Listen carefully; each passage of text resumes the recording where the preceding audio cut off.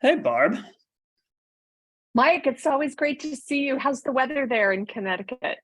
Oh, it's horrendous. We have a lovely hurricane pretty much. There are trees Oh, outside of my window pretty much blowing sideways. But the oh, nice pitter patter of rain is very relaxing. So I always enjoy that. that's nice. It's How about good. you? How's everything in the Well, West? well, I'm in Silicon Valley. The weather's perfect here, and I'm just harvesting the last of the roses. So I have a couple of roses that I'm still picking now, and getting ready to put out the Christmas wreath. Fantastic. So I think we're probably having people kind of flow in here. Um, why don't we just quickly start off? Thank you everyone who is joining us here, and just a little bit of housekeeping beforehand. You will be receiving a copy of the slides and a recording of the session once it's over. So no need to try and frantically take down any notes. All this will be coming your way, but today's webinar is really just about understanding the impact that menopause has on employees leaving the workplace, and how a really strong menopause support strategy can directly lead to retaining more of your employees. So to quickly introduce myself, my name is Michael Swenson, and I'm at the forefront of our US expansion efforts here at Peppy. So Peppy invented menopause benefits over 5 years ago in the UK. And have been providing really life-changing women's health support to global leaders like Microsoft, JP Morgan, Disney, among hundreds of other ones. So at the very end of this, I'll give a bit more information on the support we offer. But first, I do want to introduce our head of menopause and women's health services, someone who's just so caring and passionate about the well-being of others, and who I really am glad to call a close friend, Nurse Barb. Oh, thanks so much, Mike. I'm Barb Dean. I'm a women's health nurse practitioner, and I provide care to women in the heart of Silicon Valley. I've been doing that for over 30 years. I'm also known as Nurse Barb on NBC's California Live. I'm certified by the North American Menopause Society, and I'm a fellow in the American Association of Nurse Practitioners. And I'll tell you, I joined Peppy because I love providing menopause support to women. I've been doing it for years.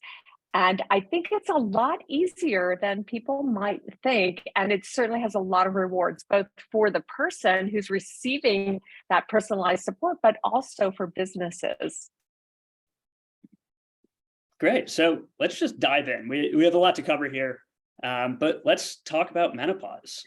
Why should it be the top of mind when there's so many other items that you could potentially be tackling? Well, to start with, 50 million women in the US are in what we call the midlife stage. And that not only represents the highest cohort of the working population, but it's also the fastest growing cohort. So of that 50 million and growing women, 40% or 20 million women have menopause symptoms that negatively impacts their ability to perform their job. And as a result, they're less productive in their day-to-day lives. And these symptoms are actually so bad on a daily basis that 1 in 4 women will consider leaving their jobs because of them, which is just a staggering number. And I want you to start thinking about this question, right? 1 in 4 consider leaving their job, as we mentioned, but how many people do you think actually leave their job because of their menopause? And while you think about that, Barb can kind of give you a quick example of what these women are going through. Well, it's one of those hidden topics. So unless we bring this out into the open, so many people think that either they're the only ones suffering or their employees couldn't possibly be dealing with this. After all, this can be kind of a taboo topic. But can you imagine being in the middle of a presentation or on a Zoom call with your colleagues and not being able to recall a word? It's on the tip of your tongue, but you just cannot seem to grasp it. That's known as brain fog, and that impacts over 2/3 of women in menopause. Or you're going into an important presentation, you're all prepared, and suddenly when you step into a conference room, it's like you're stepping into a sauna and you start sweating through all of your layers of clothing and you lose your train of thought.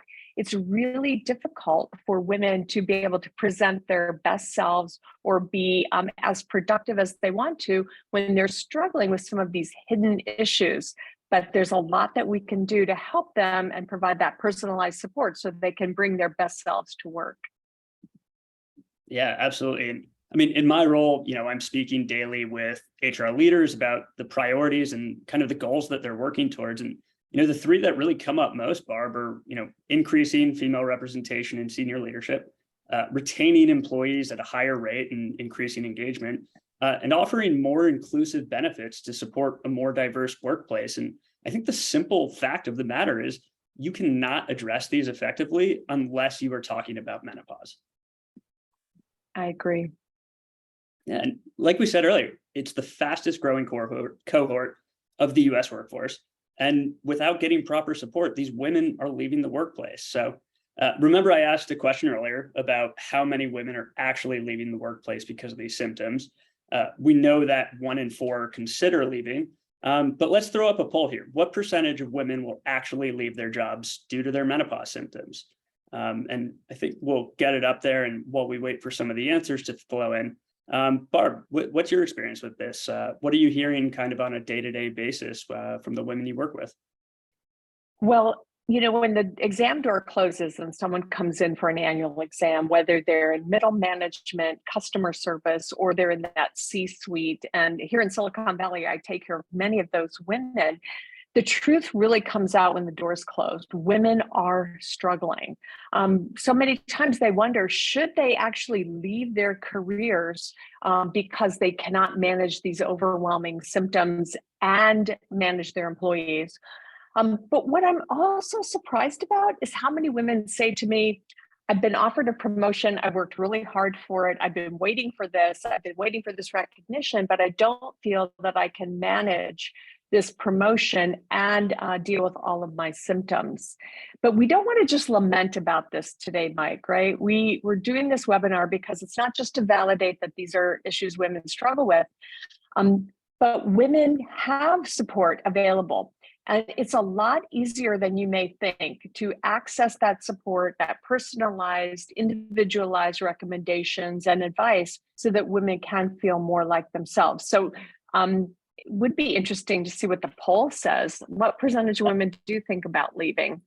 Yeah, let's get some results here. So it looks like 40% of folks think that it's 5% of women that will actually leave the workplace.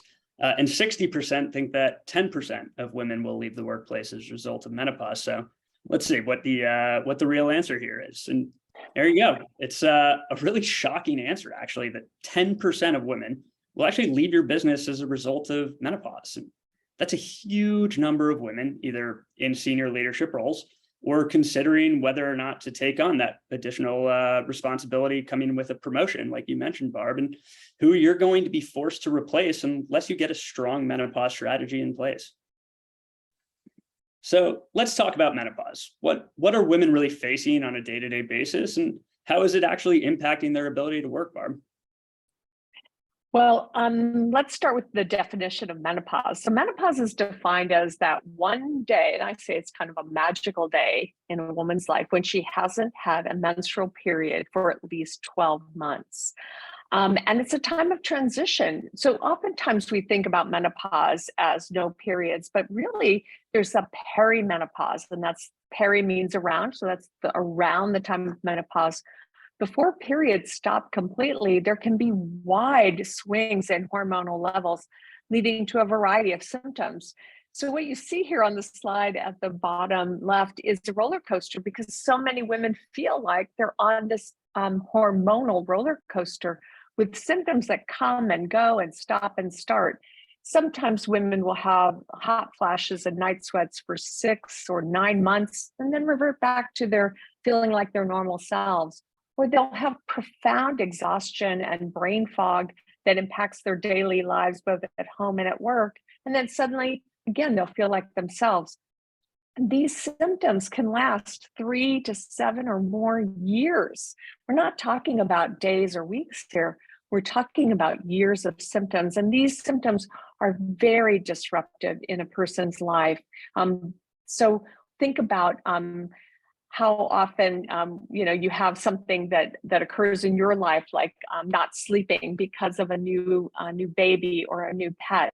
Imagine not sleeping consistently for 3 or 7 or more years. I mean, that's really difficult then to bring your best self to work. Why does it happen?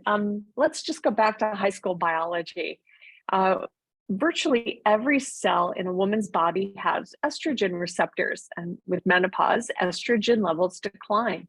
That's what leads to no periods. And when these estrogen levels decline, it has a profound impact on our internal thermostat that's in our brain in the hypothalamus. And what happens is women have these temperature changes that are kind of odd. They're like feeling hot flashes or night sweats. It's like being in Arizona in the middle of the summer, or in Alaska. Many women feel like they're shivering for no reason. Women also feel like their hearts can be racing or are rushing or roaring in their ears, and no wonder it's hard to concentrate or bring your best self to work. We also know that women have profound sleep disruption at midlife, and there's a combination of factors due to some of the hormonal changes. But when women have sleep disruption, it can impact their mood the next day, and it can also impact their working memory. So again, that ability to have word recall. So sleep disruption for one day is bad enough, but again, imagine that for 3 or 7 or more years. Some of the menopausal symptoms are things that we don't typically talk about at work. They can be bladder issues or sexuality issues. These are some of the taboo topics that women are really interested in talking about once we start to raise awareness. And this happened to me when I was speaking at Citibank recently. We started to talk about the sleep disruption, and gradually it devolved, or it evolved into more of those other taboo topics that women really want to talk about, they really want support with. Mike, I know we're talking about taboo topics, sleep disruption. Do you think that menopause really is a workplace issue? I know you talk to a lot of HR managers around the country. What are your thoughts about this? Yeah, I mean, I can definitively say that menopause is a workplace issue. And I mean, just thinking about, everyone, not just menopausal women, lack of sleep makes it very hard to focus.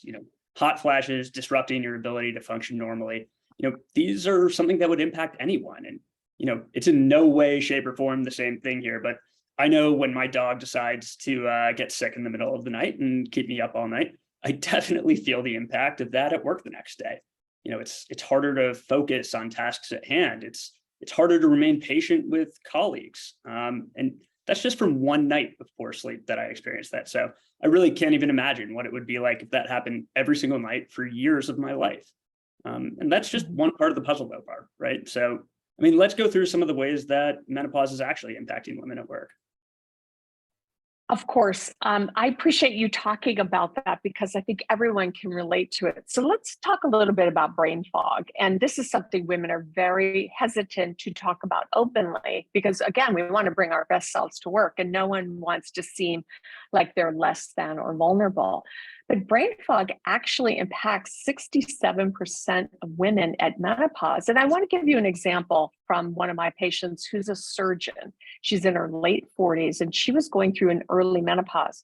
She had been to see 3 other providers because her brain was fuzzy. She did not feel safe operating on people. So she stopped taking cases as she searched for answers. She was understandably worried that she could have early onset of Alzheimer's. And then when she came to see me, we did some testing and found out she was in an early menopause. And by replacing the hormones that her body was lacking, she was able to start sleeping better. And then in about 6 weeks, it was for her to feel more like herself, be able to get back into the operating room, back to saving lives that she had worked so hard for. Now, I know this is a dramatic example, but it happens around the country every single day. Thousands of women are struggling with brain fog and they're struggling to keep up with productivity. And imagine like if you are someone who has to work in customer service and you have sleep disruption and that impacts irritability or depression. I mean, how do you think that impacts people, Mike? Yeah, I mean, I think it's probably a major impact. And, the one thing about that story that really resonates with me is this was a woman who has, a healthcare background. She's a doctor. I can only imagine how daunting that would be for somebody who has no idea what's going on with them and wouldn't even know where to start looking. But I think to your point, yeah, this is one thing that's a major impact. 52% of women feel less patient with clients and colleagues, and that makes a ton of sense. Like I mentioned earlier, right? If you're feeling tired or having constant headaches, it's going to be very, very difficult to maintain patience and keep a level head with your colleagues. And especially nowadays where you and we both work remotely and, communication is digital, we have to be more patient, and it takes a lot more effort to actually collaborate effectively. And, that's just for internal work between you and but I know the last thing that I would want is for someone on our sales team or, a client services team to lose their patience with a prospect or a colleague, or a client rather. That would be really kind of the worst case scenario. But I mean, Barb, why don't you talk about this? You mentioned this, in the past to me. How does time of day really play a role into this? Well, this is a big issue that we talked about at the North American Menopause Society meeting just a month ago. And there's research that shows that after a night of disrupted sleep from hot flashes or night sweats or frequent trips to the bathroom, women find that they're more irritable and their moods are different in the next 4 hours after they wake up. So the 4 hours is key, though, because women tend to equilibrate, feel more like themselves, and normalize after they have a little bit of time after they wake. So what does this mean for an employer? Well, if you are having people getting up at 7 a.m. for those big important calls, they may not be at their best, but they may be more effective, more productive, less irritable, and more patient if we wait till 12 or 1 o'clock in the afternoon when someone's had a chance to normalize and equilibrate their emotions after a sleepless night. That's a very, very easy thing to do that doesn't involve any any money spent on employee benefits. That's one thing you can do right now to take care of people who are maybe struggling with some of these menopausal issues. Or people like me who need their 3 cups of coffee before they can function for the day. Only 3 cups of coffee? Well, that's just the morning. I know. Yeah, for me, it's 3 pots of coffee. Let's talk a little bit about sick leave. You may be surprised to learn that 30% of people in menopause are using sick leave because of their symptoms. Now, it makes sense, right? It's that mental health day. I'm not at my best. I cannot possibly make it to that meeting and be my best self. Mike, what do you think about this? I know you're talking to people about absenteeism. Does this resonate with you? Yeah, absolutely. And I think, one thing to mention is, a lot of people aren't even getting sick leave anymore. It's just an allocation of PTO days that they can either use to take vacation or they have to use if they're sick and they can't work. And I mean, let's be honest, who really wants to use all of your PTO days because your menopause symptoms are leaving you not feeling well? You'd much rather take that time, go and enjoy something, take a vacation with your family, enjoy time with friends. Right. And remember, menopausal symptoms can last 3 or 7 or more years. And so if people are taking a lot of time off because of those menopausal symptoms, they're not going to have much time off remaining for those vacations where we need to relax and unwind. Mike, what do you think about this? Do you think that this is a real issue, or should people just suck it up, buttercup, take the time off that you need, use up all your PTO because of your menopausal symptoms? No, I mean, absolutely. I have friends and family who work in finance, and they're actually required by their company to use their PTO days and to be away from the office because it's proven that you'll burn out if you don't take those days. And, it's also not always easy to say the real reason that you're taking PTO, right? I mean, I personally don't feel comfortable always if I'm, having to tell my manager that I'm taking my dog to the vet. Nevertheless, a recurring medical issue that could be misconstrued by a manager as, oh, this might be an excuse because you're just lazy or something to that effect. So yeah, let's do another poll. Why don't we? How many people here, have you felt uncomfortable revealing the real reason for taking PTO when you're taking it?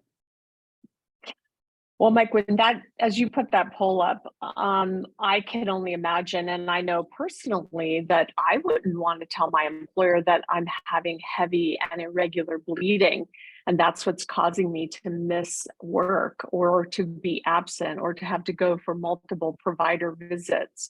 And if I'm up all night with night sweats, it means that my biology has control of me, and that it also sort of signals that I'm not functioning at my best. So I can imagine that people don't feel comfortable talking about the real reasons for their missed work or their sick days. So it makes perfect sense to me that people are not talking about this with their employers. Yeah, especially a manager. Sometimes it's difficult to manage the relationship between your manager. Sometimes you're lucky enough that you'll have a manager that you are friendly with and, it feels natural, like you're talking to a friend. Other times it can be a little bit more standoffish or difficult, reporting up to somebody and, them not being completely empathetic to what you have going on in your life because they're more results focused. So it really can vary case by case, but let's see here. The poll just came through. 100% of people have said that they're absolutely not 100% comfortable with talking about the reasons that they're taking PTO. And I mean, I think that that makes a lot of sense. And, it's something we see here in the research as well. Yeah. And you know what? I wanted to tell you something. This is one of those little hidden secrets. Not only are people not telling their managers or their employers why they're absent, they're also not having access to their healthcare providers. Did you know that over 80% of women are not receiving treatment for their symptoms? And partly they feel so overwhelmed, as you said earlier, Mike, they don't know where to turn for help. But oftentimes when they do go to their healthcare provider for some help, they're dismissed, or their healthcare provider has not had enough education or training to actually be able to help them. And that's what I want. I want to see that every woman, regardless of her means, whether she is working in the C-suite, in middle management, or in customer service, she has access to personalized support so that she doesn't have to miss work as much because of her menopausal symptoms, and that she can leave some of her struggles behind and do the things that she enjoys. Yeah, absolutely. And, going back to that, right, the 10% of women who are actually leaving their jobs because of menopause, imagining a world where you're feeling tired every single day, your body is working against you, and you really don't have any idea where to turn for help and just feel kind of completely helpless and overwhelmed. Honestly, I think that's the most surprising thing is that this number isn't higher than it is here. But fortunately, the good news is that there are a few things you can start to do right now to support midlife women in your workplace. And Barb, we can talk through those here. So first off, start the conversation. Right. And Mike, you know what I like about these tips that we're going to give? They don't require a huge outlay of money. They just require willingness. So the first thing, as you said, is start the conversation. And you can do this by appointing a menopause champion. And we know from experience in the UK that this really works, that once we start opening the conversation and increasing awareness, women want to talk, they want support. And there's usually someone who's willing to share their experiences and be that champion. They want to talk about what works both at home and at work. When you appoint a menopause champion, what you're saying as an employer is, listen, we see you. You are not alone. And you're helping to reduce the sense of isolation and probably shame around what is a universal and very understandable struggle. So appointing a menopause champion is a pretty easy thing to do. And you may be surprised at who steps up to the plate to be that person for you. Yeah, absolutely. And I think you kind of led perfectly into this one, asking your colleagues, what are they experiencing? It's, to your point, it's not always easy to do.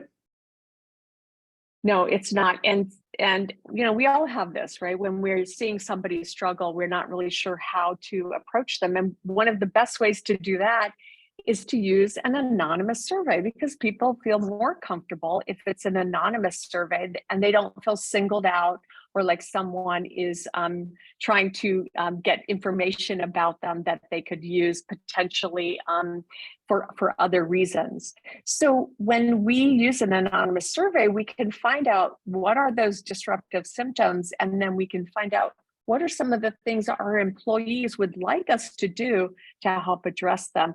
All of this is designed really to improve productivity, to improve people's sense of, I want to work for this company. This company is supporting me and understands that I may need a little bit of support right now. Yeah, absolutely. And I think the thing you said there that's really impactful is, women don't want to complain, right? Especially in the workplace. They don't want to be seen to say, hey, I need special help or I need anything else because, traditionally they've had it hard enough in the workplace. And I think, that really also leads into educating managers, educating all of the staff within a company to be more open and be more prepared to provide the right kind of support.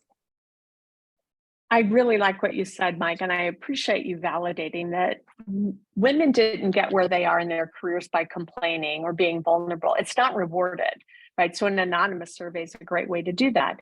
And then by educating line managers, and it doesn't take much, you don't have to become a menopause expert, but by giving people a little bit of information, you're also giving them more power. And that power is really about understanding what people in your organization may be going through so that you can make small little adjustments. Like we talked about, those 7 a.m. meetings might not be so good for the whole company. It might be better to do it at 12 or 1. So a little knowledge and a little understanding goes a long way in helping manage expectations, and that helps increase productivity. It also helps reduce resentment. Like, hey, what's going on over there? Somebody may not feel like they're pulling their own weight, but when they're like, oh, yeah, I'm working really productively between 1 and 5 o'clock in the afternoon, that goes a long way for those managers.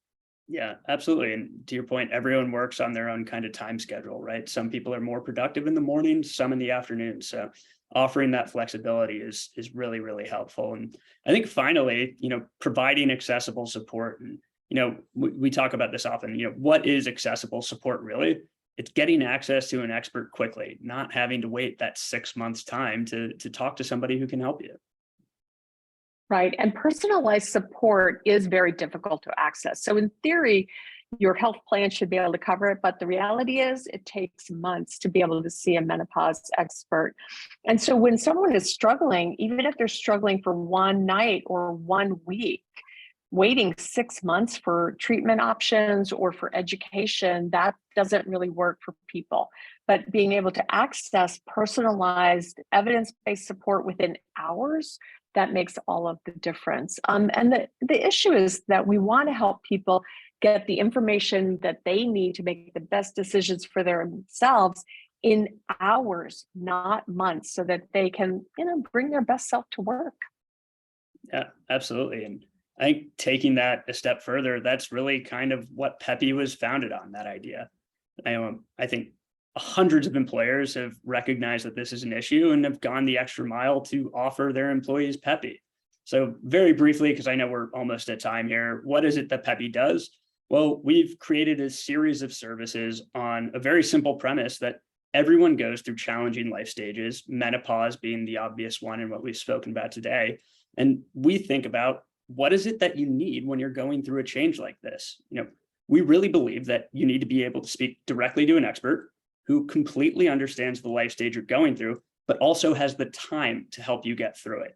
Not just treat a symptom and call it a day, but to really be with you every single step of the way. And that's why we created this app that allows everyone to be able to come in and gain access to an actual expert, just like Barb here, just as easily as texting or FaceTiming a friend. Except that friend happens to be a real life practitioner who they can talk to as frequently as they need to throughout the entirety of their menopause journey. So they also have access to a huge suite of incredible content made by Barb, along with our clinical leadership team, and really the ability to connect with other women who are sharing similar experiences via group chats. And obviously today we were really kind of focused on menopause, but we offered the same support for endometriosis and PCOS, both of which my wife has, and I can personally vouch for how underserved they are and how much of a pain it is to get any kind of support there.